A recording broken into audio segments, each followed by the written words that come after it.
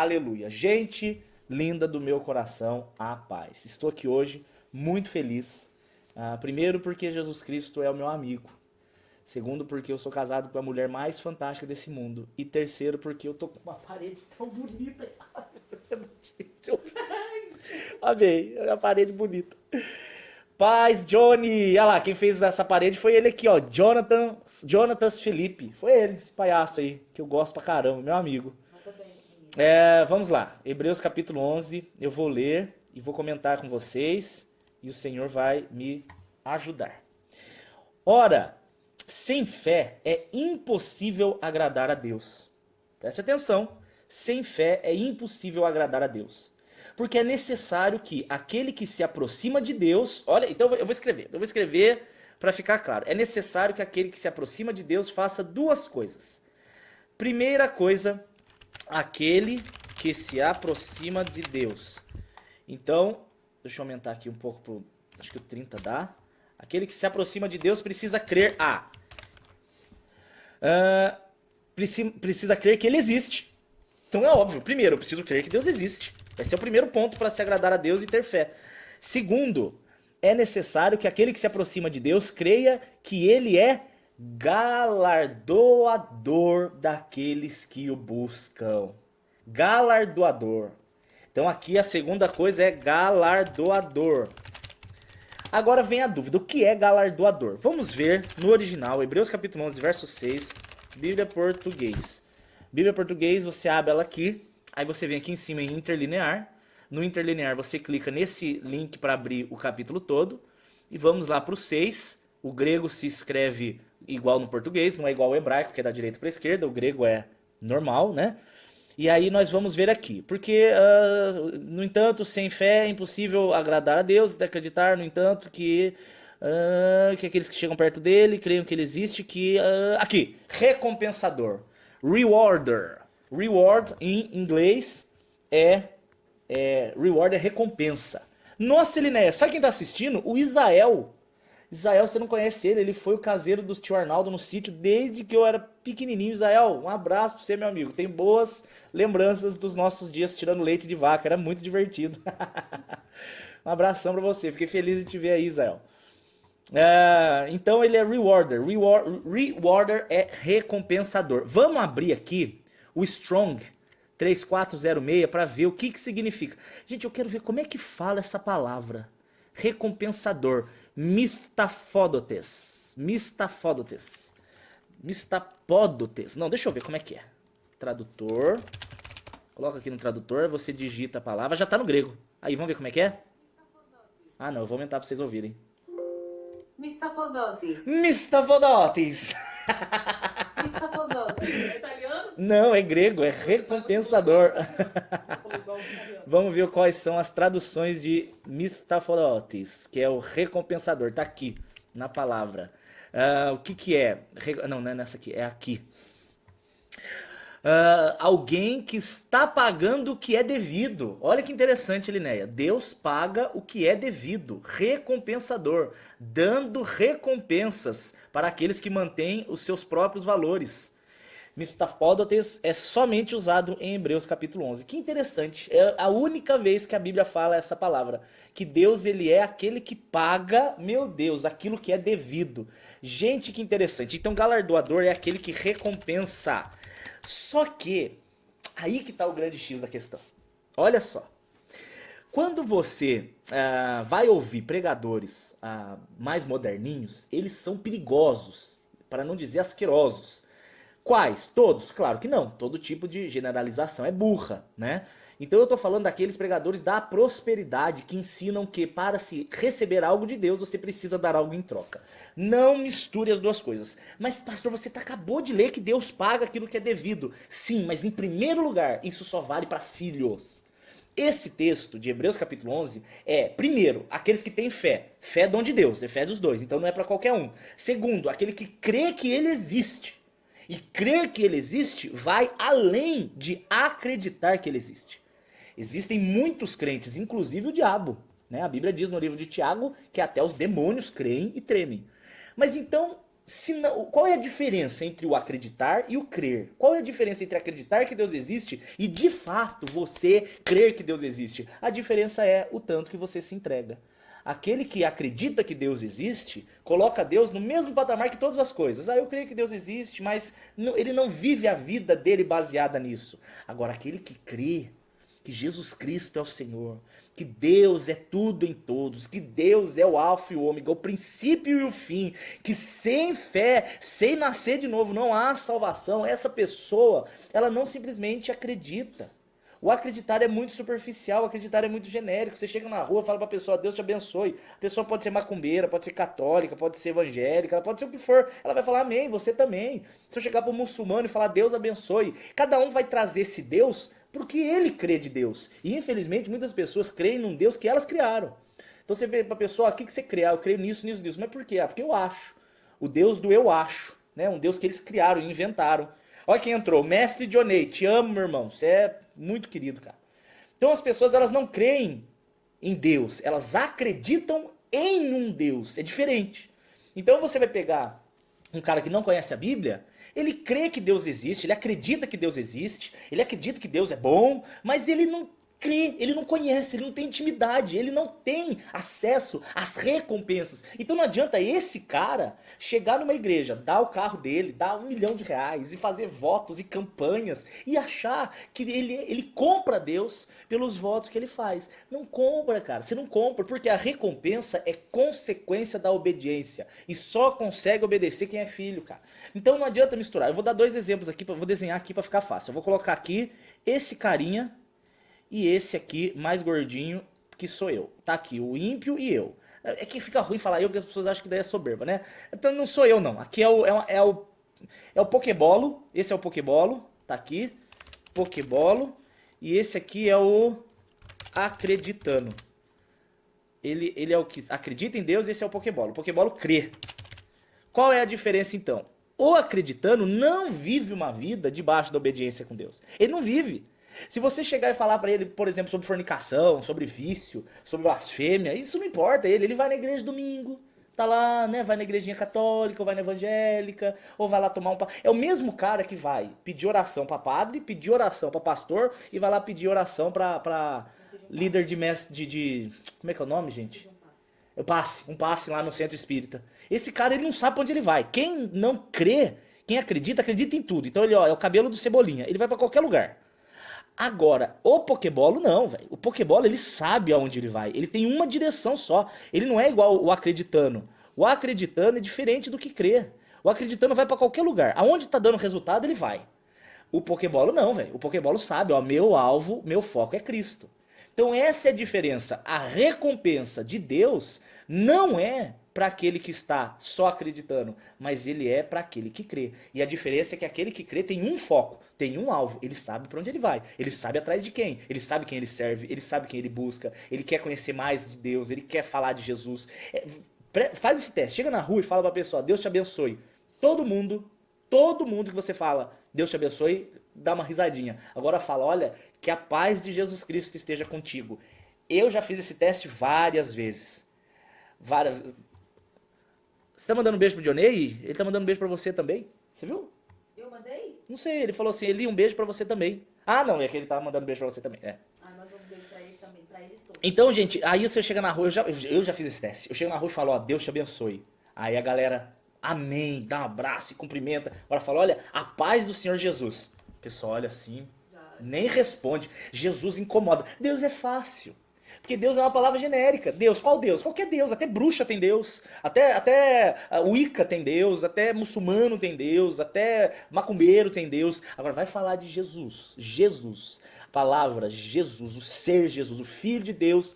O Deus que se fez carne e veio habitar entre nós. Veio nos resgatar. E aquele é o nome pelo qual importa que sejamos salvos. E esse Jesus incomoda. E esse Jesus só é o Deus daqueles que creem. Jesus não é Deus daqueles que acreditam, Jesus é Deus daqueles que creem. Então a promessa de Hebreus capítulo 11 só é real para aquele que crê, aquele que tem fé, aquele que crê que ele existe e crê que ele é recompensador. A palavra que diz aqui, que nós lemos, né, na Bíblia em português, eu não tô coçando o bumbum não, tá, gente? Eu só tô levantando a cadeira porque ela baixa. Eu fico aqui pulando, ela fica baixando. Também, né? Aguentar 100 quilos não é pra qualquer cadeira, né? Então, na verdade, não é. O que Deus está dizendo não é o seguinte: ó, você vai comprar a minha recompensa. Não, mas Deus ele está dizendo: eu vou recompensar aqueles que fazem boas obras. Eu vou recompensar aqueles que obedecem. E eu quero explicar aqui para você uma diferença sobre as boas obras. Existe uma obra feita pelo ímpio. Vou dar um exemplo. Se o ímpio chegar e pegar R$ 1 milhão e comprar comida e fazer. Vou dar um exemplo mais sólido. O cara pegou R$ 1 milhão, foi para a África e construiu um poço numa aldeia africana que não tinha água. Isso é bom? Ele, né, o que ele fez é bom? Muito bom. Mas não é uma boa obra. É uma obra boa. Presta atenção. Ela é uma obra boa. E existem as boas obras. Qual é a diferença?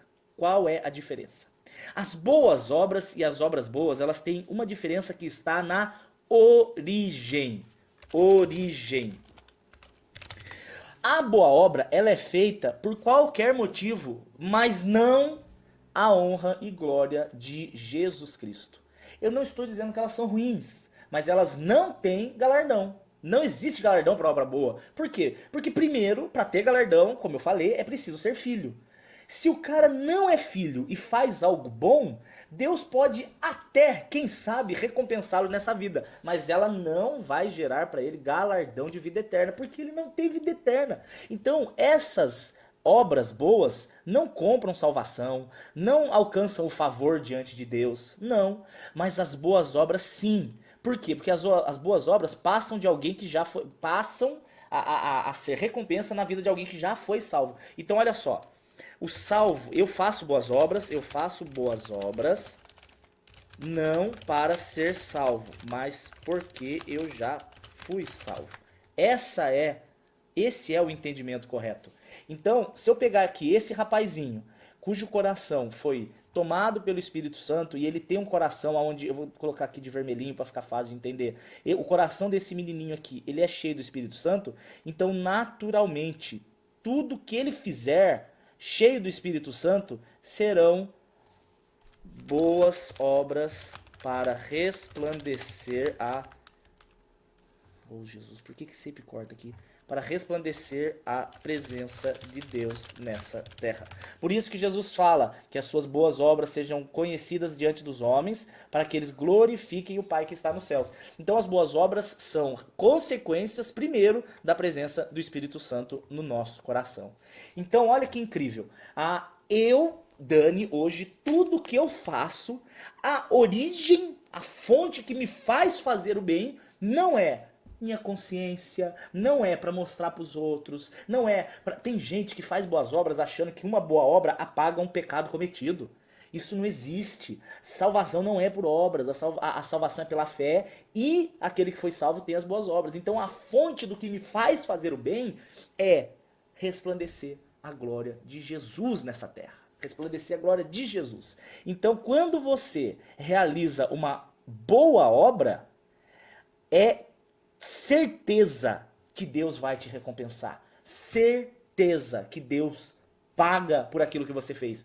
Dani, mas você acabou de falar que é de graça. Sim, da parte de Deus, Ele paga. Mas da minha parte eu faço mesmo que eu não receba nada. Vocês entendem? É um exemplo muito simples de quando eu vou pregar o evangelho. Quando alguma igreja me convida para ir pregar, a minha parte é não cobrar. Eu não cobro, eu vou por amor. Mas a parte de quem me convidou é abençoar. Por quê? Porque eles semeiam na vida daquele que... quer ver como é que é o texto aqui? Gálatas 6. Eu vou estudar esse texto esses próximos dias com vocês. Jesus, aqui ó. Aquele que é instruído na palavra, reparta os seus bens com aquele que instrui. Então tem um cara que está aprendendo e tem outro que está ensinando. Esse que está ensinando não cobra para ensinar. Ele ensina de graça, mas aquele que está recebendo não recebe de graça. Ele recompensa aquele que ensina. É a mesma fonte, é o mesmo foco que Deus está dizendo. Olha, você faz as boas obras não para ter recompensa, mas porque você foi salvo. Mas eu, Deus, recompenso as suas boas obras porque eu tenho prazer em recompensar. Então, essa é a diferença. A obra boa, como a Jaque pediu para eu dar um exemplo, é um ímpio que vai... e pega muito dinheiro que ele tem e ajuda uma aldeia na África, como eu dei o exemplo, de fazendo um poço. Maravilhosa atitude. mas não é movida pelo Espírito Santo. Não é movida por um coração transformado. Não é movida por um sentimento de honrar e agradar a Deus. O sentimento dele não é esse. Pode ser que o sentimento dele seja popularidade na internet? Pode ser. Pode ser que o sentimento dele seja para cauterizar algum sentimento de culpa, porque, sei lá, às vezes ele acha que está devendo para Deus e ele não entende que Jesus Cristo pagou os pecados, então ele resolve pagar com boas obras. Errei, com obras boas? Pode ser, não sei. Mas as boas obras diante de Deus são aquelas realizadas pelo incentivo, por uma origem incentivada pelo Espírito Santo no coração do que crê.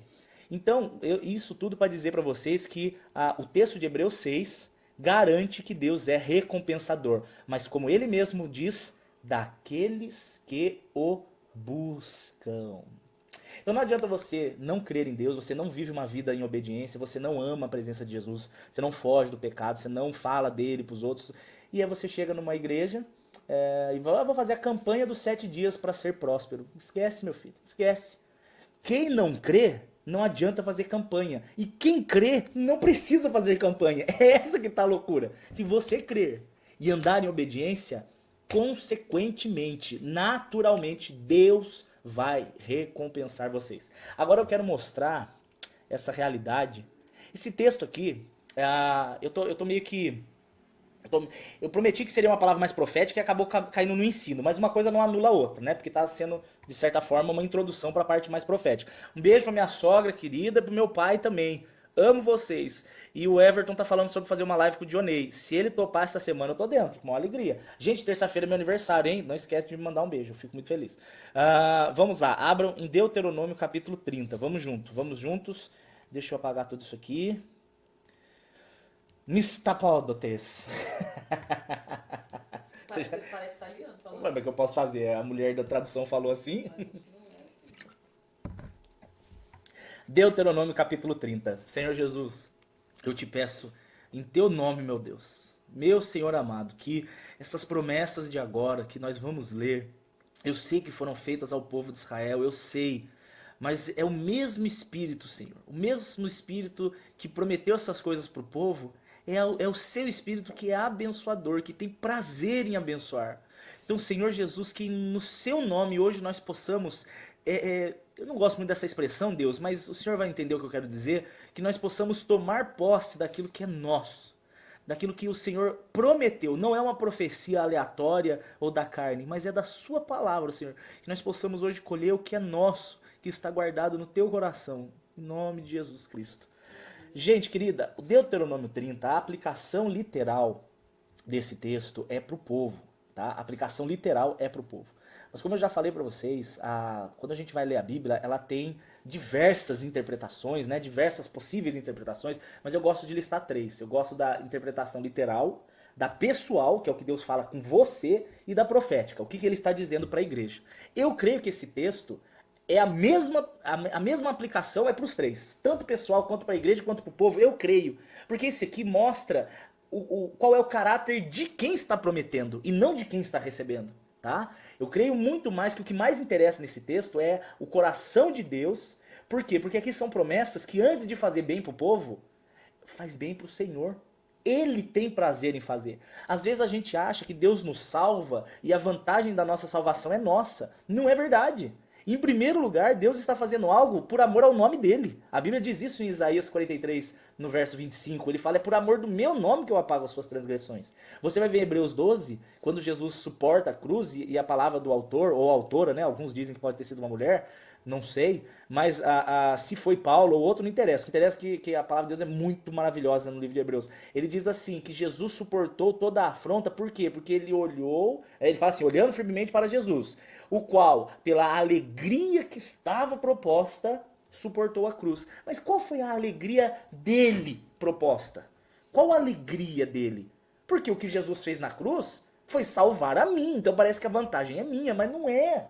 Apesar da minha vantagem de ser salvo, Jesus fez isso pela alegria dele. A alegria de poder chamar eu e você de filho. Então nós somos salvos não é porque nós fizemos, não. Nós somos salvos pela obediência de Jesus, que suportou a cruz até o último minuto para salvar um desgraçado pentelho igual eu e você. que só serve para fazer besteira, reclamar, murmurar e duvidar do cuidado de Deus. Esse sou eu e você. O ser humano é chato pra caceta. Só Jesus pra aguentar. O que, filha? A gente só sabe comer e fazer cocô. E de acordo com ele, né, além de murmurar, reclamar, arranjar problema, duvidar e ser incrédulo do cuidado de Deus, é comer muito e fazer cocô. Verdade, ele, né? Pior que eu acho que nesse sentido, até vaca é melhor que a gente. Porque a vaca come grama e faz cocô de grama de novo e dá leite. A vaca é muito mais útil do que eu, né? Mas enfim. Pelo menos Deus nos escolheu para pregar o evangelho. Eu tô dizendo isso, gente, porque esse coração de Deus em derramar essas promessas. Muito boa, o Johnny tá citando Gálatas 3, a partir do verso 16, ele diz que Deus ele faz essas promessas a Abraão e o seu descendente. O seu descendente é Cristo, tá? Você não leia esse texto achando que ele está falando de Isaac, ele não está falando de Isaac, ele está falando de Jesus, porque Jesus, do ponto de vista carnal, ele é descendente de Abraão, tá? É óbvio que Jesus não nasceu de Maria, Jesus Cristo criou Maria. Nós estamos falando do corpo humano que nasceu de Maria. A pessoa de Jesus é o criador de todas as coisas. Não confundam isso aí, tá? Então, a promessa que foi feita por Deus a Abraão e o seu descendente, vou até desenhar aqui para você não confundir isso aqui. Ó, existe uma promessa aqui, eu fiz um Deus quadrado simplesmente porque eu quis. Deus ele derrama uma promessa sobre Abraão. E ele diz, Abraão, essa promessa é para você e o seu descendente. Então a promessa de Deus, quando eu falo descendente, eu lembro daquele vídeo ridículo do cara do trapézio descendente. É o monstro saindo da jaula. Eu acho que os caras vão saber do que eu tô falando. Mas a promessa de Deus é para Abraão e o seu descendente. Eu sempre li achando que esse descendente era Isaac, mas não é Jesus. E olha que interessante, Jesus ele diz em João 10:30, ele diz, eu e o Pai somos um. E assim, do mesmo modo que ele e o Pai são um, ele quer que nós façamos parte da morte dele e da ressurreição dele, para nós também sermos um com ele. Então, se a promessa é para ele, e eu sou um com ele, eu estou aqui ó, junto com Jesus, porque, gente, nós vivemos com Deus uma dupla morada. Em 1 Coríntios 6 diz que nós somos o templo do Espírito e ele habita em nós. Mas o Salmo 91, por exemplo, diz que nós habitamos no esconderijo do Altíssimo. Então eu habito nele e ele habita em mim. Um mora no outro. É a coisa mais, gente, é a coisa mais linda do mundo. Isso é unidade com Deus. Então a partir do momento em que eu sou um com Cristo, eu me torno participante das mesmas promessas de Jesus. Isso, se eu não me engano, está em Romanos 8, onde ele fala se somos herdeiros. Não é esse texto que eu quero, aqui é o capítulo inteiro. É o 20 alguma coisa. Herdeiros, 17. Se nós somos filhos de Deus, então somos herdeiros também. Herdeiros de Deus e co-herdeiros de Cristo. Se é certo que com ele padecemos, para que com ele sejamos glorificados. Texto que o mestre Johnny postou, 2 Coríntios capítulo 1 diz assim, porque quantas são as promessas de Deus? Tantas tem nele o sim, porque também por ele é o amém. Para a glória de Deus, por nosso intermédio. Em outras palavras, se Deus prometeu, ele é fiel para cumprir. E se ele quiser prometer para você, ele promete e você creia e não duvide. Porque lembra? Sem fé é impossível agradar a Deus. Porque aquele que se aproxima dele precisa crer que ele existe e que ele é recompensador. Então olha aqui o que o texto diz sobre as promessas de Deus. Vamos lá, que agora que começa a palavra de hoje. Até agora foi só a introdução. Deuteronômio capítulo 30, verso 1. E acontecerá... Ele, né? Eu tô esperando a sua participação, tá? Só fique sabendo disso. E será que, sobrevindo-te todas essas coisas... Quais são todas essas coisas? Lembrem-se que a Bíblia não foi escrita em capítulos, tá? A Bíblia foi escrita é uma narrativa só, os livros. Essa divisão de capítulos foi no ano 1200, a gente já falou sobre isso. Um padre francês lá, que eu não me lembro o nome dele. E no ano 1500 que teve a divisão por um outro cara, um inglês lá, que ele dividiu em versículos. Então, Deuteronômio 30 é uma continuação de 27, 28 e 29, onde mostra a Moisés dando tanto as bênçãos quanto as maldições. O que Deus odeia e o que Deus ama. É interessantíssimo esse texto. Leia Deuteronômio a partir do capítulo 27, você vai ver a construção das bênçãos e maldições para terminar nesse capítulo 30, onde ele fala assim: então, quando sobrevierem sobre vocês, olha que flexão verbal correta que eu fiz. Quando sobrevierem sobre vocês todas essas coisas, as bênçãos ou as maldições. Eu quero mostrar aqui para você que é interessante, porque Deus ele é tão maravilhoso que ele mostra uma possibilidade de mudança de destino, de mudança de consequência até para aquele que recebe maldição. Esse texto ele não está falando, olha, agora eu vou falar para você que é abençoado. Não, ele vai falar assim, ó, essas são as promessas para você que é abençoado, e se você foi amaldiçoado, e esse amaldiçoado não é porque Deus quis amaldiçoar, mas é porque a pessoa desobedeceu, e Deus é justo. O homem planta, o homem colhe, né? O Gálatas 6. Então, Deus ele tá falando, olha, para você que foi abençoado vai acontecer isso. Mas para você que foi amaldiçoado, ainda tem uma chance. Ainda tem uma chance. Será que sobrevindo-te todas essas coisas, bênção ou maldição, que tenho posto diante de ti, e te recordares delas entre todas as nações para onde lançar o Senhor teu Deus. Eu quero focar aqui. Eu separei uma palavra-chave de cada verso, até o verso 9. O primeiro verso aqui para mim tá, a primeira palavra-chave, né, a chavinha hermenêutica está escrita aqui. A Batista Carol, não. Você pode ser amaldiçoada pelo erro de outros? Não. Lê Ezequiel 18. Você vai ver lá Deus falando que o filho não leva o pecado do pai, nem o pai do filho. Se você passar pela cruz, Gálatas 3:13, Jesus leva a sua maldição sobre ele. Você fica zerado. Agora, se você não é filha, aí você tem que ficar com medo, porque não tem cuidado sobre você. Mas se você confessar os seus pecados a Deus, crer de todo o seu coração, ele leva a sua maldição. A palavra-chave aqui, gente, está nesse capítulo. Cadê aqui, meu Deus do céu? Aqui. Está aqui na palavra recordar. Recordar. Eu quero mostrar uma coisa interessante para vocês. Isso aqui que eu vou desenhar é de forma figurada, lógico. Lógico que isso é uma forma figurada. Um cérebro humano, tá? Tá ridículo esse cérebro, mas é um cérebro humano. Este cérebro humano, ele é uma coisa assim, incrível. Vou colocar aqui a carinha da pessoa. O nosso cérebro, ele é um lugar onde superabundam equações químicas enfim, várias equações químicas. Eu tô meio burro agora porque eu tô com fome. Quando você assiste um filme, vou dar um exemplo, um filme de terror, o seu cérebro não sabe diferenciar que aquele filme que você está assistindo é um filme. Ele não consegue. Por que ele não sabe? As pessoas estão pedindo para eu tentar mostrar aqui. Gente, será que eu consigo? Mostrar o quê? Isso aqui, ó. Acho que dá. Aqui. Então, o que acontece? Aqui, ali está a Linéia, coisa mais linda do mundo. Jesus Cristo, que mulher bonita. Eu sou apaixonado. Esse cérebro humano, ele não sabe diferenciar o que é realidade do que é ficção. Por quê? Porque quando você está assistindo o filme de terror, tá aqui, o filme de terror. Você está assistindo, aí você começa a ficar com medo. Ai, meu Deus do céu, que medo. Por quê? Porque no seu cérebro você não consegue separar que aquilo é uma ficção. Então o que acontece com o seu cérebro? O seu cérebro começa a produzir hormônios. Não é o seu cérebro necessariamente, tá? Tem hormônios que é na suprarrenal, tem outros hormônios que são nos testículos, no útero, enfim. Mas começa a produzir, o seu corpo começa a produzir, por exemplo, adrenalina. Por quê? Porque você está assistindo um filme de terror, e aí você não sabe que aquilo é ficção, o seu cérebro não sabe. Então o seu cérebro entende que você está numa situação de perigo, e começa a produção de adrenalina, começa a produção de supraadrenalina, que é outro hormônio, e aí você fica tenso, você fica assustado. Aí você vai e termina de ver o filme. Acabou o filme. Você vai dormir, né? Você já acabou de dormir e tal, acabou de ver o filme. Só que ó como é que você vai dormir. Qual que é o resultado da criança? Ó, meu Deus do céu. Deus me livre. Como é que eu vou conseguir dormir?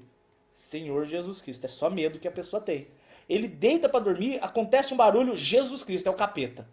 Aí ele deita pra dormir de novo, surge um outro susto, Jesus Cristo, é o Satanás. Por que esse medo tão absurdo? Se o que ele assistiu é um filme? Porque o cérebro dele está abarrotado de hormônios e de substâncias que o cérebro criou achando que ele estava naquela situação de perigo.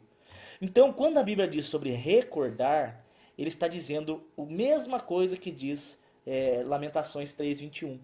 Traga a memória, olha só, traga é uma ação sua, aonde a memória, o quê? O que te dá esperança.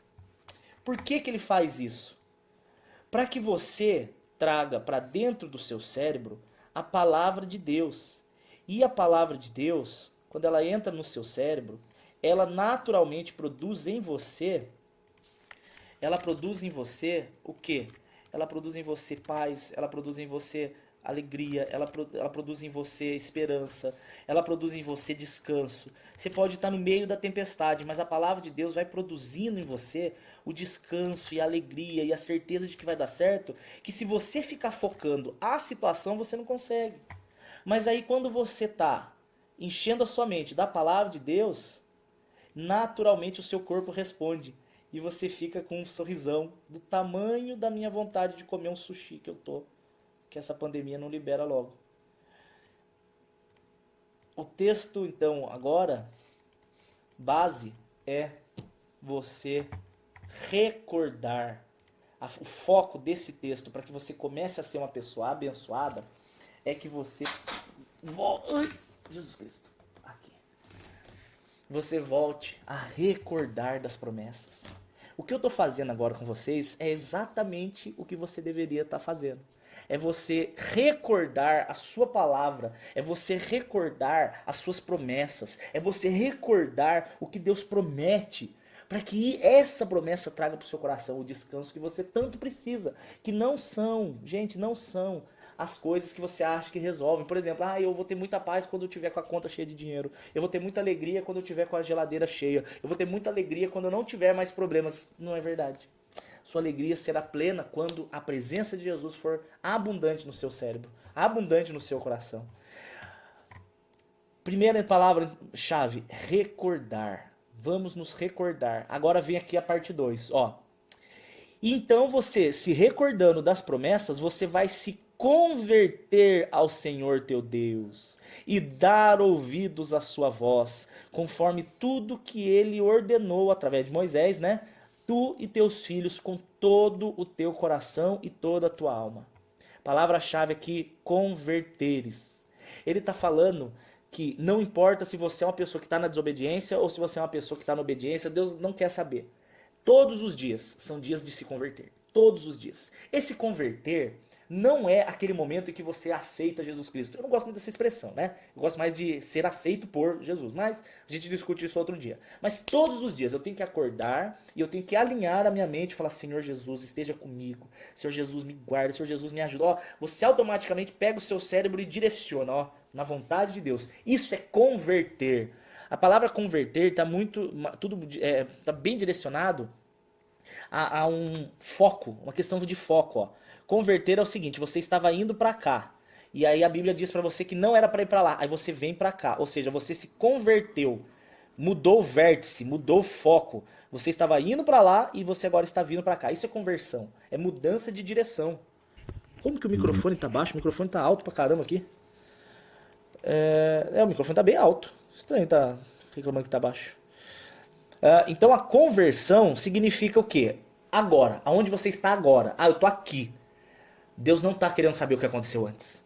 Ele não fala, olha o que você fez. Não, ele fala agora. Agora é momento de mudança. E aqui ele não está falando de um sentimentalismo, ele está falando de metanoia. Metanoia é famosíssimo, que é a mudança de mente, né? Romanos 12 que fala sobre isso, sobre a mudança de mente, mudança de entendimento. Não é algo necessariamente sentimental. Deixa eu explicar uma coisa para vocês. Tem pessoas que têm dificuldade em chorar. Eu sou uma pessoa meio fria nesse sentido. Eu tenho dificuldades em chorar. A não ser quando o Mufasa morre e o Simba encontra o corpo do Mufasa. Aí eu choro. Ou então quando o Chaves fica em Acapulco. Aí eu choro também. Mas fora isso eu tenho muita dificuldade de chorar. Eu recebi uma mensagem essa semana de uma moça que estava muito triste. Porque ela dizia assim: Dani, eu assisti Paixão de Cristo e não chorei. É estranho, né? Eu fico mais preocupado com a psicopatia dela do que com a salvação dela. Porque a salvação não é por sentimentos, gente. A salvação é pela fé. Fé é muito mais ligado ao crer do que a sentir. O sentir é uma consequência da fé. Você primeiro crê, primeiro entende, depois você sente. A pessoa que sente sem crer, ela corre o risco, 99,9% das vezes, dela estar num sentimentalismo barato. Então é aquela pessoa que chega num congresso, chora os 3 dias e sai do congresso do mesmo jeito. sai transando com o namorado, sai devendo pras pessoas e não paga, sai falando mal dos outros, fofoqueiro, amaldiçoando e xingando e brigando, irado. Não mudou a vida do cara, velho. Você fala, meu Deus do céu, mas que você estava chorando no culto. Você estava lá recebendo e chorando e caindo no chão. Se não houve uma mudança de mente, emocionalismo barato. E Deus não é convencido por emocionalismo barato. A salvação não se vem por emocionalismo barato. A salvação se vem pela fé. E fé é entendimento, e um entendimento não só literal das escrituras. Porque tem gente que sabe explicar perfeitamente o plano de salvação e não nasceu de novo. Mas é uma mudança de mente e um convencimento no seu coração que Jesus Cristo é o Senhor. Aí você chora, aí sim você vem e chora. Essa semana eu tô ouvindo uma música que eu ouvi 76 vezes e chorei umas 78. Que é a música Cicatrizes da Shirley Albuquerque, que ela tá no teclado. Meu Deus. Quando ela começa a cantar pregos nas mãos, pregos nos pés, Jesus está sofrendo e sabendo eu que tudo isso é por mim, eu não me controlo. Quando penso nisso eu choro. Gente, essa música é boa demais. E isso é uma consequência do entendimento. Então a mudança de mente gera, então, o sentimento real, que é o sentimento da superabundância do Espírito Santo. Conversão, então, está muito mais ligada a entendimento do que sentimentos. Então a conversão, ela se dá quando? Quando você reconhece, primeiro, que você é pecador. Segundo, que sem Jesus não tem jeito. E terceiro, que Jesus te salvou de graça, pela graça, favor imerecido. Vamos dar um exemplo de cara que foi convertido? Bandido na cruz. O bandido na cruz, ele estando de um lado de Jesus e Jesus do outro, aliás, Jesus no meio e um bandido de cada lado, né? Jesus, ele tá pra morrer. Esse cara, ele faz o que crentes não fazem em anos. Esse cara fez em pouco tempo. No máximo em 3 horas, né? Que foi o tempo que Jesus ficou ali na cruz. O que esse cara faz? Esse cara vira pro outro e fala, mano, você não teme a Deus nem na hora da morte. Prega o evangelho pro outro. Ele pregou o evangelho. Falou, filho, você não tem medo da morte? Você tá devendo, você tem que ter medo. Ele já pregou pro cara.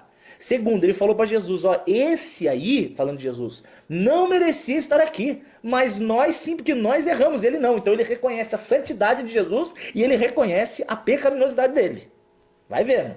Aí terceiro, ele reconhece que Jesus é Deus, ele crê na ressurreição de Jesus e na capacidade que Jesus tem de perdoá-lo. Porque ele fala pra Jesus, Senhor, Mestre, Deus, Jesus Cristo, se você tiver misericórdia de mim, se você tiver misericórdia mesmo da minha desgraça, que eu não tenho nada para te dar, mas se o Senhor tiver interesse na minha vida, lembra-te de mim quando entrares no paraíso. E aí Jesus garante, ele é o único cara que a Bíblia garante que está no céu. Porque aí Jesus fala para ele, hoje mesmo estarás comigo no paraíso. Esse cara pregou o evangelho, esse cara reconheceu a sua pecaminosidade e a santidade de Jesus, e ele creu que Jesus Cristo era poderoso para ressuscitar e perdoar os seus pecados. Meu Deus do céu. Isso é conversão. Isso só acontece com quem foi convertido. Então, ele, voltando aqui pro capítulo 2, pro verso 2 de Deuteronômio 30. Se você se converter a Deus, ou seja, se você se voltar a Ele, muda, a sua direção tá indo pra lá, não importa, vira pra cá. Tem gente que fala, ai, mas eu estou tão sujo para me encontrar com Deus. Vai te catar. E você, é a mesma coisa que a pessoa fala assim, eu tô muito doente para ir no hospital. Primeiro eu vou me arrumar um pouquinho, depois eu vou pro hospital. Ô topeira, sua capivara, seu porco espinho, vai pra Jesus, é Ele que te arruma, não tem como, primeiro eu me arrumo e depois eu vou pra Jesus. Não, vá, não inventa, vá já. Se você se converter ao Senhor teu Deus e der ouvidos à sua voz, isso aqui é a Bíblia, conforme tudo que te é ordenado hoje, tu e teus filhos, com todo o teu coração e tua alma, o que vai acontecer? Verso 3, então, oh meu Deus, então o Senhor teu Deus te fará voltar do cativeiro. Ele vai pegar você da sua desgraça e vai tirar você de lá. Ele vai te tirar da sua prisão, ele vai te tirar da sua tristeza e ele se compadecerá. Compadecer é ter misericórdia, é ter compaixão, é Deus colocar-se no seu lugar e ele vê que o seu fim é desastroso e Deus fala, não quero que o meu filho tenha um fim mau. Quando ele vê um coração quebrantado, você vê um Deus misericordioso. E ele não aponta, ele resgata, ele fala, vem que vai dar certo, vem comigo que vai dar certo. E ele tornará a te ajuntar dentre todas as nações entre as quais o teu Deus te espalhou. Isso aqui é uma figura de que não interessa aonde você está, não interessa o que você fez, não interessa qual foi o seu pecado, qual é o seu passado, se você é fruto de um estupro, se o seu pai te abandonou, se a sua mãe te abandonou, se o seu pai te dava maldições, se o seu pai é maldito, se sua mãe é maldita, se você nasceu numa casa de adoradores do diabo que comiam bodes crus, não interessa. Deus ele fala assim, olha, não interessa o teu cativeiro. Se você se volta para mim, eu te tiro deste lugar e eu te mudo o seu, eu mudo o teu, a tua história. Eu mudo a tua história. Eu mudo a tua história. É isso. Jesus Cristo. Verso 4. A palavra-chave aqui é compadecer. Deus ele vai se compadecer do seu cativeiro. Que coisa. Verso 4. Ainda que os seus desterrados estejam na extremidade do céu, desde ali te ajuntará o Senhor teu Deus e te tomará dali. Ainda que você esteja na boca do diabo, ainda que as pessoas olhem para você e falem, olha, não tem jeito para esse cara, não tem jeito mais. Ainda que você olhe a sua situação, você olha para sua situação e você fala, cara, eu não tô vendo saída, eu não sei mais o que fazer. Eu recebi um e-mail essa semana que eu sinceramente, foi a primeira vez que eu não sabia como ajudar uma pessoa. Não sabia. Não sabia como que eu ia ajudar. Nunca vi uma pessoa tão ferrada. Tudo. Câncer, marido que largou ela, filho que das drogas e perdeu a casa e tava com doença e foi mandado embora e a mãe morreu e o pai não quer saber dela. Eu falei, gente, eu nunca vi alguém com tantos problemas. E aí é o que Deus está falando aqui. Ele fala, olha, se você se voltar a mim, ainda que esteja na extremidade do céu, aqui é uma figura de, cara, você pode estar muito longe de Deus. A situação pode estar muito contrária. Se você se relembrar das promessas, se você se converter e se você crer, né, na compaixão de Deus por você, ele vai te juntar, não interessa qual seja a sua situação, e ele vai colocar a casa em ordem. Essa é a promessa aqui, Deus vai pôr a sua casa em ordem. Não no seu tempo e não do seu jeito, mas eu profetizo em nome de Jesus Cristo, Deus vai pôr a sua casa em ordem. Há esperança para a árvore, ainda que cortada. Ao cheiro das águas, ela brotará. Isso está em Jó capítulo 14. Você pode ser uma árvore cortada, como diz aquela música da Valesca Maíssa. Há esperança para a árvore, ainda que cortada. Meu Deus do céu. 5. A palavra-chave aqui então é ajuntar. Palavra-chave do verso 4. A palavra-chave do verso 1 é recordar, a palavra-chave do verso 2 é converter, a palavra-chave do verso 3 é compadecer, a palavra-chave do verso 4 é ajuntar. Verso 5, e o Senhor teu Deus te trará a uma terra que os teus pais possuíram, e você a possuirá, e Deus te fará bem. Ai, que top, velho. E Deus te fará bem, e te multiplicará mais do que os teus pais. Gente, uma coisa que o Dionês, se ele estiver vendo ainda, ele me falou e é muito verdade. Ele falou, Dani, eu tenho muita dificuldade em me colocar um rótulo, por exemplo, arminiano, calvinista. Por quê? Porque quando você coloca um rótulo, você cria um mestre sobre a sua cabeça. E quando você cria um mestre sobre a sua cabeça, como Jesus diz, o discípulo não vai além do mestre. Então você, quando coloca um limite, você não vai passar daquele limite. É a tal das crenças limitadoras, né? Crenças limitantes. Então se você fala assim, eu não consigo, eu não vou, não vai dar, você automaticamente estabeleceu um limite para aquilo. E quando você estabelece um limite, você não passa daquele limite. Então quando a Bíblia diz em Efésios 3:20 que Deus ele é poderoso para fazer infinitamente mais, então você tem que crer que esse é o seu limite. Qual que é o limite de Deus na minha vida? É o infinitamente mais. Infinitamente mais não tem limites. Então automaticamente ao crer no infinitamente mais de Efésios 3:20, você coloca Deus como sendo aquele que pode fazer mais do que qualquer limite que você coloque. Então retire os limites do que Deus pode fazer na sua vida. Não coloque limites. Não, nunca na sua vida você acha, eu não consigo ir além, eu não consigo pregar. A pessoa quando fala pra mim, eu não consigo orar, automaticamente ela se limitou. Você não vai orar. Você não vai. Você criou um limite. Eu não consigo pregar o evangelho. Você automaticamente colocou um limite. Você não vai pregar o evangelho. Eu não consigo entender a Bíblia. Você automaticamente colocou um limite. Você não vai conseguir ler a Bíblia. Agora, quando você pega diferentemente e fala, eu vou ler em nome de Jesus. Aí você quebra o limite e você coloca o infinitamente mais como o seu foco. Eu vou entender, Deus vai falar comigo e eu vou pregar o evangelho, e eu vou converter almas, o Espírito Santo em mim, né? Vocês entendem? Mas eu vou ser, eu falo isso todo dia, Linéia. Deus me colocou aqui para ser instrumento para que você seja a melhor versão de Jesus na sua vida. Ainda que seja quando eu tiver que corrigir e ela fica bicudinha, mas quando tiver que elogiar também vou elogiar. Por quê? Porque Deus me usa para que ela seja a melhor versão de Jesus nela. E Deus usa ela para que ela seja a melhor versão de mim, de Jesus em mim mesmo. Não limite o que Deus pode fazer na sua vida. Isso ele fala aqui, ó. E eu vou multiplicar mais do que os seus pais. Porque eles olhavam, por exemplo, para Abraão e falavam, meu Deus, Abraão, eu nunca serei maior que Abraão. Abraão é o maior de todos. Moisés, meu Deus, olha o Moisés. E Deus fala, não, velho, vocês estão viajando. Eu quero que vocês vão além. Além. Eu quero que vocês vão além desses caras. O próprio Jesus, ele era tão humilde que ele falava, olha, eu quero que vocês vão além até de mim. Obras maiores do que as minhas vocês farão. Obras maiores. Ai, ai, ai. A palavra 5, a palavra-chave aqui no verso 5, então, é multiplicar. Ele vai te multiplicar. Recebe em nome de Jesus Cristo. Não é só porque existem os falsos que pregam o evangelho da prosperidade errado que eu tenho que anular que Deus é um Deus de prosperidade. Ele é sim. Óbvio que isso não é a prioridade é a intimidade com Deus, a prioridade é perdão de pecados, é escrever o seu nome no livro da vida, é que você pregue o evangelho, que você seja um agente transformador do ambiente onde você se encontra, que você resplandeça o reino de Deus na sua vida. Esse é o foco. Nunca foi riquezas. O que você não pode fazer é demonizar o dinheiro. A Bíblia não diz que o dinheiro é maldito, a Bíblia diz que o amor ao dinheiro é a raiz de todos os males, não o dinheiro em si. Eu quero ter condição para comprar sushi toda vez que a minha esposa tiver fome. Eu quero ter condição de abastecer meu carro para ir pregar o evangelho onde eu tiver vontade de ir, onde Deus quiser me levar. Eu quero ter condição, por exemplo, de fazer uma parede bonita para ficar bonita no ao vivo. Eu não vou falar para Deus, eu vou fazer voto de pobreza, vou andar descalço e vou comer gafanhoto. Eu não quero fazer isso. Mas esse não é o foco. Se Deus me der, amém. Se Deus não der, amém. Porque o maior de tudo, que é a minha salvação, isso já me foi dado em Cristo Jesus. Então busca o reino de Deus em primeiro lugar. E as demais coisas lhe serão acrescentadas. Lembrando que as demais coisas não são todas as coisas que você quiser. São as demais coisas que o texto de Mateus 6 promete. Depois você vê lá que ele está falando sobre comida e casa. E roupa, né? Comida e roupa. Então, nosso Deus, eu tenho... Ixi, em 10 minutos eu termino, tá, gente? É que eu planejei fazer... Nossa, Deus... 10 minutinhos, tá bom? 1h10 de ao vivo termina. Aguenta aí. Não sei nem quantas pessoas tem. 200 pessoas ainda. Vocês são fiéis mesmo.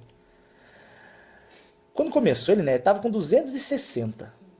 Eu fico curioso pra saber se a pessoa que saiu, ela saiu porque ela... Você só tem 10 minutos, você vai falar sobre isso? Não, mas eu fico pensando, será que ela falou assim, puxa, tá chato, e parou? Não sei. Às vezes a pessoa tá com sono, né? Deuteronômio 30. Então tá aqui, verso 6.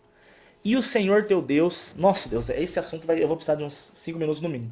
O Senhor teu Deus circundará o teu coração e o coração de tua descendência, para que você ame ao Senhor teu Deus com todo o teu coração e tua alma, e para que você viva. Palavra-chave do verso 6, circuncidar. Em Colossenses, no capítulo 3, deixa eu achar aqui. A Bíblia diz que Jesus realiza em nós uma circuncisão feita pela mão dele, que é uma circuncisão na mente. A circuncisão antes, era cortar um... Meu Deus do céu, eu não vou dar detalhes porque, né, tem criança assistindo. É cortar uma parte da pelezinha do pipiu. É só o que importa saber agora. Isso é a circuncisão. Então pegava um pedacinho do pipiu e cortava um pedacinho do pipiu. Então ficava um pedacinho do pipiu sem aquele outro pedacinho. Então havia uma separação entre a carne do corpo. É uma separação. A carne era retirada do corpo. Isso é uma figura do que Cristo realiza em nós na nossa alma. Deixa eu pôr aqui para vocês verem. Nossa, quanta gente no Instagram, meu Deus. Nunca vi tanta gente aqui no Instagram. Então aqui, ó, para vocês verem. A circuncisão na época de Abraão era um sinal de uma aliança que todo aquele que fosse circuncidado faria parte do povo de Deus. Então a circuncisão, eles pegavam a pelinha do pipiu do menino, normalmente era feito até os 8 dias de idade, né?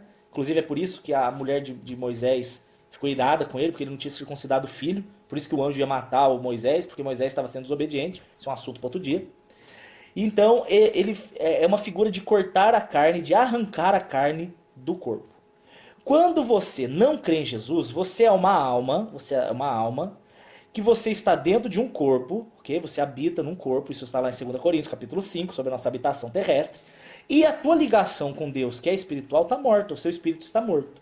Depois que você passa pela cruz de Cristo, Jesus realiza em nós uma circuncisão na mente. Qual é a circuncisão? Ele coloca aqui que você ainda é um corpo, porém a tua alma está livre do domínio do corpo. Então agora eu tenho aqui, eu vou colocar o Esão, que é o Espírito de Deus, falando comigo. Então você vê, por exemplo, essa crise em Gálatas no capítulo 5. Em Gálatas no capítulo 5 mostra que a carne milita contra o espírito, para que você não faça o que você quer. Então, o homem carnal, né, o homem natural, que é o homem sem o Espírito Santo, ele é filho da ira. Isso está em Efésios 2. Depois você, nossa, tentei fazer um F que ficou horrível. Esse cara natural, ele é dominado pela carne. A alma dele não consegue dizer não para o pecado. Ele não consegue. Por quê? Porque ele é dominado, ele é escravo. Mas quando você passa pela cruz de Cristo, Jesus Cristo, ele morre com o seu velho homem e ele ressuscita com a sua nova criatura, ele te faz livre. Por isso que a Bíblia diz, João 8,32, a verdade vos libertará. A verdade é quem? João 14,6, é Cristo. Eu sou o caminho, eu sou a verdade, eu sou a vida. Então a circuncisão que Jesus realiza em nós é essa circuncisão, a de livrar o nosso corpo da carne. Então do mesmo jeito que havia uma cisão e a carne era separada do corpo, na cruz houve uma cisão e a carne foi separada da alma. E você vai ver também um pouquinho sobre isso em Hebreus capítulo 4, quando ele fala que a palavra de Deus ela é como uma lâmina de 2 gumes que separa a alma do espírito. Verso citado pelo mestre Dionei, aqui no Jesus está aqui, ó. Aqui, Filipenses capítulo 3. Porque nós é que somos a circuncisão, nós que adoramos a Deus no Espírito e nos gloriamos em Cristo Jesus, e não confiamos na carne. Vocês estão vendo? Não é por obra de justiças, mas é pelo que Jesus fez em nós. Maravilha. Agora vocês entenderam um pouquinho do que é a circuncisão e o porquê da circuncisão. Então o Senhor Deus circundará o teu coração. Ou seja, ele vai fazer o quê? Ele vai livrar o teu corpo do domínio da tua carne. Ele vai livrar a tua alma do domínio da tua carne. Você vai estar livre para ouvir a voz de Deus e não mais os seus desejos. Você consegue dizer não. Vem o desejo de fazer coisa errada, mas o amor de Deus é tão resplandecente em mim que eu não quero. Ainda que eu queira. É interessante, porque a minha oração é: Senhor, eu não quero querer. Senhor, eu quero, mas eu não quero querer. Eu não quero o que eu quero. Romanos 7. Não faço o bem que quero, mas o mal que eu não quero. Só que Paulo é até mais crente que eu, porque às vezes tem mal que eu quero fazer. Eu tenho vontade de fazer a coisa errada, mas eu não faço. Não é porque eu não quero, porque eu quero, mas eu não faço, porque Jesus Cristo me convence a não fazer. Então mesmo eu querendo fazer, eu não faço, porque eu não quero querer fazer. Tá entendendo? Verso 7. O Senhor teu Deus porá todas essas maldições sobre os teus inimigos e os que te odiarem e perseguirem. A palavra-chave aqui é maldição. As maldições que seriam sobre você, Deus vai derramar sobre aquele que te persegue. Leia o Salmo 27. Se você está se sentindo perseguido por algum inimigo, leia o Salmo 27. O Salmo 27 é destruidor de medos, de aflições e de ofensas. Salmo 27. Ainda que um exército me cercasse, meu coração não temeria, porque o Senhor Jesus Cristo é o que me guarda. Verso 8.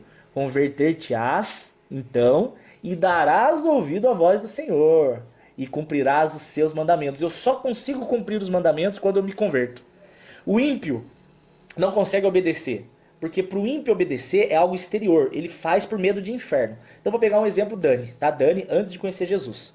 Chega lá a menininha, safadinha, a piriguetezinha. Aquela, como eu sempre digo, né? Efésios 6 fala que o diabo lança setas. Só que tinha umas meninas. Hoje não, porque hoje a mais maravilhosa é minha esposa, sempre.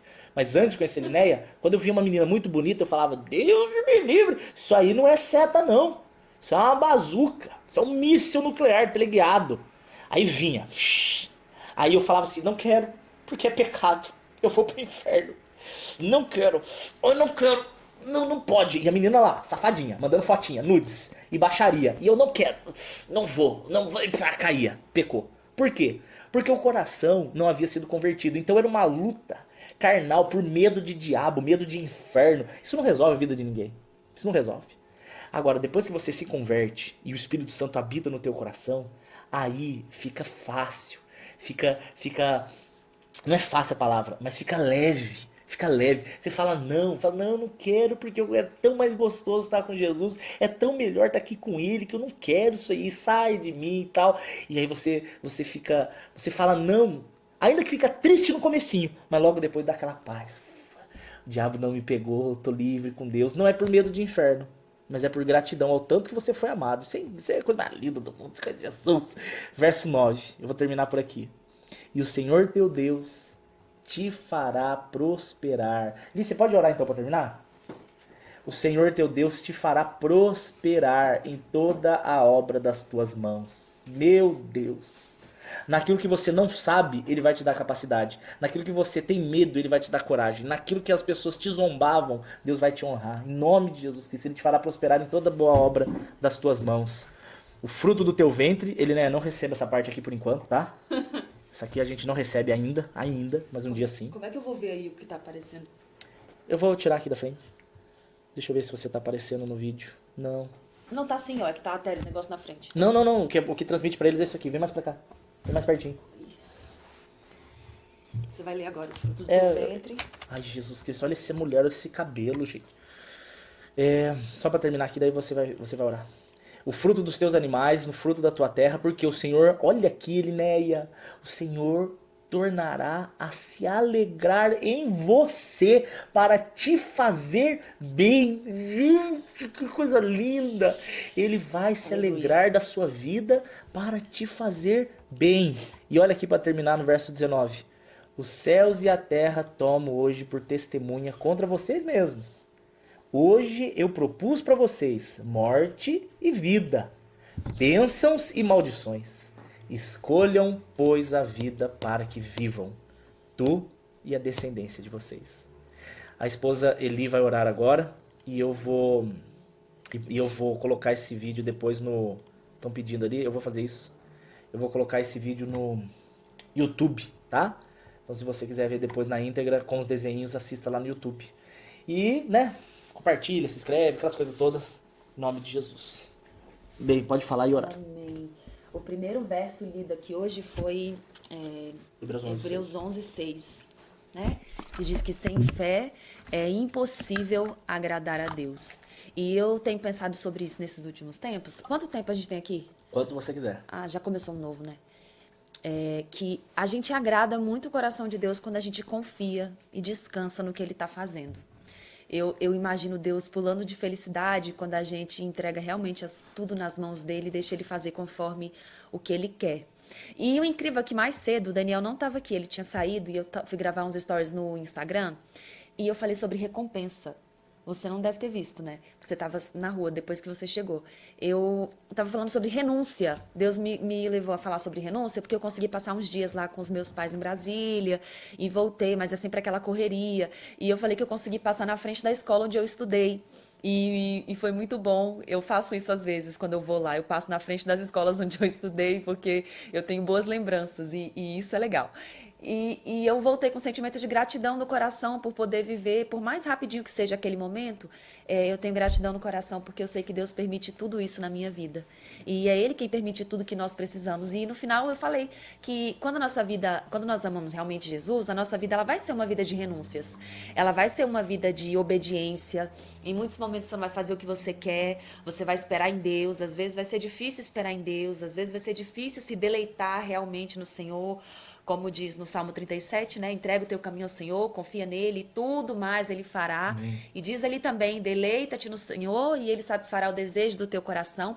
Às vezes não é fácil a gente se deleitar, é difícil a gente renunciar, é difícil a gente deixar coisas e pessoas para trás, é difícil a gente deixar o nosso eu, o nosso ego, a nossa vaidade de lado. Mas eu tenho visto que Deus tem prazer em nos abençoar e Ele tem recompensa para aqueles que esperam nele. Deus tem recompensa para aqueles que estão confiando nele. E Deus se alegra quando nós confiamos nele. Então, eu tenho visto que Deus ama e deseja que nós sejamos prósperos. E a prosperidade, ela não tem muito a ver com riqueza. Você entende isso? Uhum. Para mim são coisas diferentes. Para mim, prosperidade é algo que vem de Deus, riqueza é algo que o mundo pode nos oferecer. Mas a prosperidade que Deus tem para nós, ela é permanente e ela nos surpreende.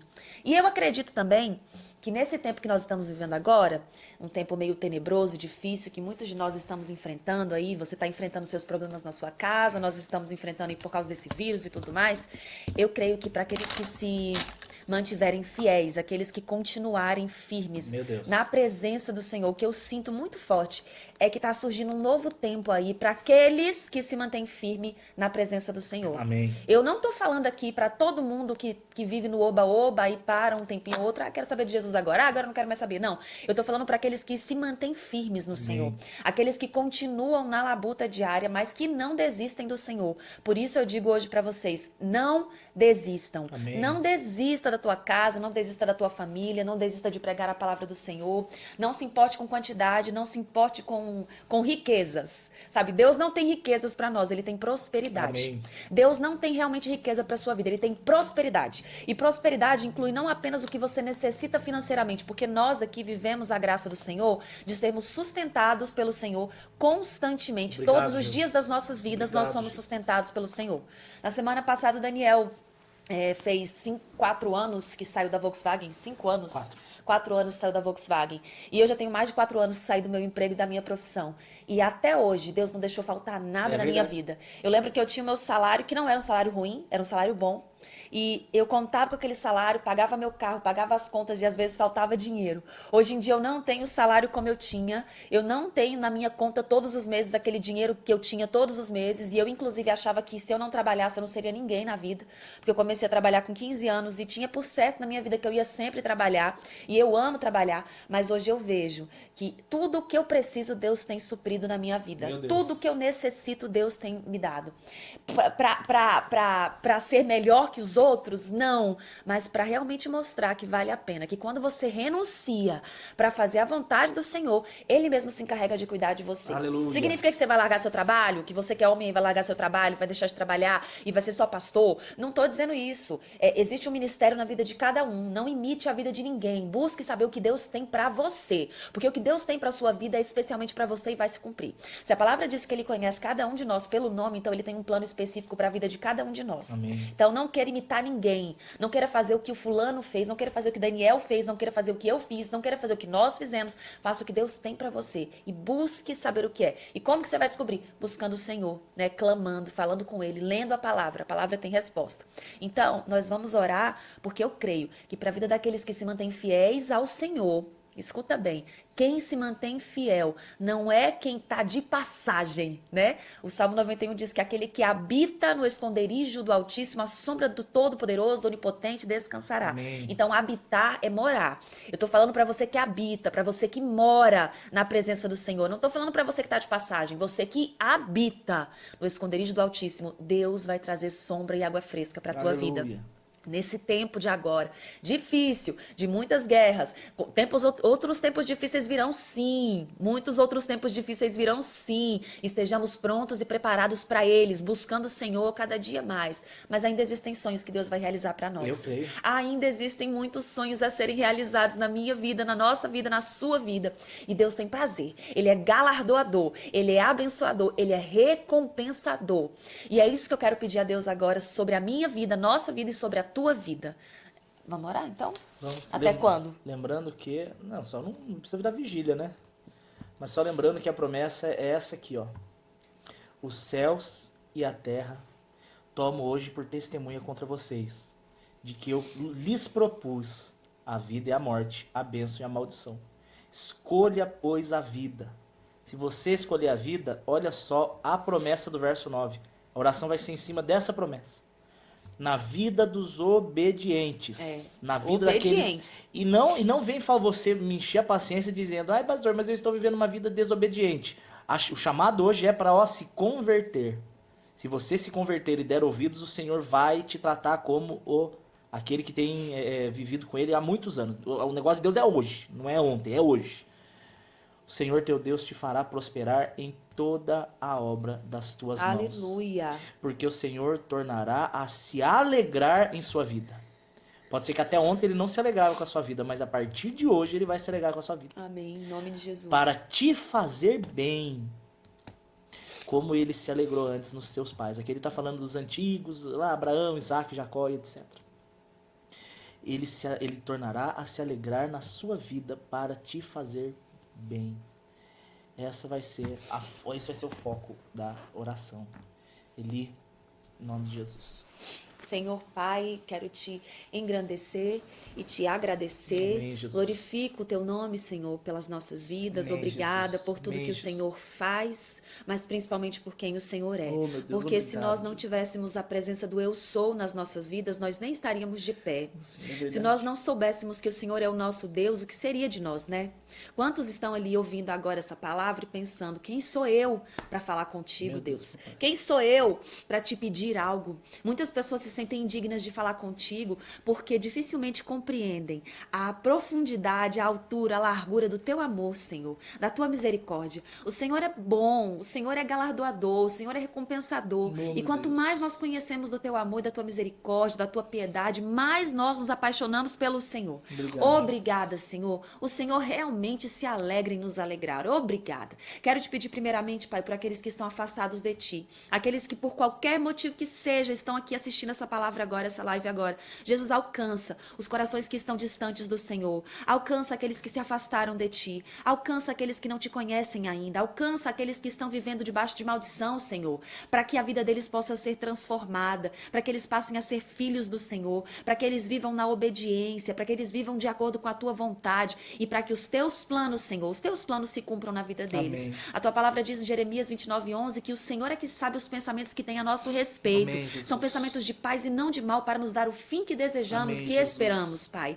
Que o teu povo que ainda não te conhece, que está afastado de ti, venha se arrepender agora. Leva esse povo ao arrependimento agora, Pai, para que eles te conheçam e te busquem em nome de Amém, meu Jesus. Jesus. Em segundo lugar, meu Pai, quero te pedir pela vida daqueles que estão ali, fiéis, buscando o Senhor, pedindo, clamando, esperando, passando por chuva, passando por sol, a água dando na canela, a água subindo para o lombo, e ainda assim continuam ali, firmes e de pé no Senhor. Pai, abençoa, Oh, alarga Jesus. os horizontes, Sim, Pai, Senhor. alarga as tendas, Pai, faça milagres, Pai. Tem muitos sonhos a serem realizados. O Senhor se alegra quando nós temos fé e quando nós confiamos no Senhor. E sem fé nós não te agradamos. Mas quando nós temos fé, nós agradamos o teu Amém, coração. Jesus. Então nos ensina a te agradar, Senhor. Ensina o teu povo a te agradar. Ensina o teu povo a agradar o teu coração, confiando, descansando, esperando, estando na tua presença, Pai. Nós sabemos, Pai, que aqueles que confiam no Senhor, como diz no Salmo 125, são como os montes de Amém, Sião, Jesus. que não se abalam, Amém, meu não Jesus. se abalam, mas permanecem para Aleluia. sempre. Então que a gente não se abale com o que vem acontecendo, que a gente não se abale nem desista, nem fique pelo meio do caminho, mas que nós sejamos justos. Os justos que estão no Salmo 92, verso 12, que florescerão como Amém, a Pai. palmeira. Em nome de A Jesus. palmeira, para você que não sabe, é uma planta muito bonita Amém, por Jesus. fora. É uma planta que pode alcançar uma altura gigantesca. Mas o mais bonito da palmeira é que ela tem raízes firmes e fortes. A palmeira é extremamente forte. Ela é tão forte que, de acordo com uns estudos que eu li há um tempo, quando houve um tsunami na Indonésia em 2002 ou 2006, que ano me que lembro foi, exatamente. muitas pessoas que estavam passando por aquele tsunami, elas se agarravam em plantas porque elas tinham medo da correnteza da água levar, então elas se seguravam em plantas, e aquelas plantas eram palmeiras. Sabe por que eram palmeiras? Porque elas eram tão firmes e tão fortes, as raízes eram tão profundas que elas não eram destruídas por conta da correnteza. Não eram destruídas por conta do tsunami, da força da natureza. Então, o que Deus tem para nós, o que Deus deseja para nós é que nós sejamos firmes como a palmeira, porque os justos florescerão como a palmeira. Amém. E o nosso pedido nessa noite, Pai, é que nós venhamos a florescer, que a gente possa florescer cada dia mais, que nós que estamos confiantes no Senhor possamos dar frutos e mais frutos, para que o teu nome seja engrandecido e que nós venhamos aqui contar, que nós estejamos aqui para contar as maravilhas do Senhor, Amém. as maravilhas do Senhor. Amém. Qual o salmo que diz? Ensina-nos, Pai, a contar os nossos dias. o 90. Salmo 90. Moisés. Ensina-nos, Pai, a contar os nossos dias para que nós possamos alcançar assim coração sábio. um coração sábio. Então, Deus está nos ensinando a contar os nossos dias, porque Ele está nos dando um coração sábio. Recebe sabedoria. A prosperidade do Senhor não envolve só dinheiro. Embora Deus saiba do que você precisa. Não se preocupa com o que vai comer, com o que vai beber. Porque se Deus cuida dos pássaros, se Deus dá comida para ele, não dará muito mais a nós, homens de pequena fé. Amém. Não fique preocupado com isso. Busquem, pois, Mateus 6,33, em primeiro lugar, o reino de Deus e a sua justiça. E todas as demais coisas serão acrescentadas na sua vida. As demais coisas são o quê? Quais são essas demais coisas? É comida e roupa. Comida e roupa. Mas tem muito mais de Deus para nós também. Ele pode encher o teu coração de paz, de saúde, de alegria. E conforme a idade vai chegando, a gente vai percebendo o valor da paz, né? Hoje eu valorizo muito mais a paz. O mestre Dionei dizendo que tem uma tese antiga de que a palmeira lembra a árvore da vida. Interessante. Olha, Dionei, que sensacional! É verdade. A palmeira é sensacional. Vamos Sejamos terminar? como as palmeiras. Que Jesus abençoe. Obrigada, Pai, por ouvir o nosso clamor, por receber a nossa oração. E eu creio que todo o teu bom plano se cumprirá em nossas vidas. Amém. Amém. Gente, se eu não segurar essa mulher, velho, Eu parei. ela vai até o sol nascer. A palavra para vocês durante essa semana é o seguinte: o Senhor Jesus Cristo, nosso Deus maravilhoso, ele voltará, como a gente acabou de ler, ele voltará a te abençoar, porque ele se alegra na sua vida e ele tem prazer em te fazer bem. Amém. Viu? Essa semana, na hora que você se vê no meio de uma aflição, na hora que você se encontrar no meio de um problema muito grande, você vai fechar os seus olhos e você vai falar: Senhor, eu confio que o Senhor está nessa causa, porque o Senhor se alegra na minha vida, o Senhor prometeu me prosperar na minha vida e que o Senhor tem prazer em me fazer bem.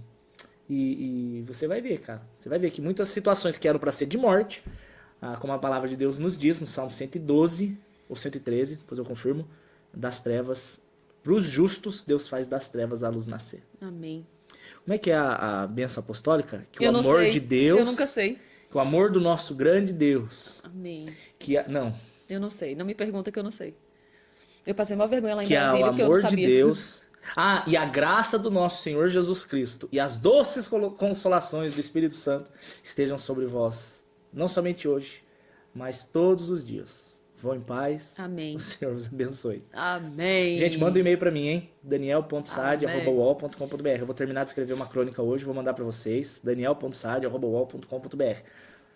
E se você quiser que essa obra não pare, que essa obra continue, você pode abençoar essa obra e fazer parte da família. Mas me avisa, por favor, eu faço questão de orar com você, tá? No finalzinho das crônicas tem os dados. Chega, eu não gosto de falar de dinheiro. Lembre-se, não queira riquezas, viu? Queira prosperidade. Deus tem. Eu quero agora um beijinho da esposa. Meu Deus do céu. Beijo com catarro. Para lá pra mim, por favor, no Instagram. Tchau.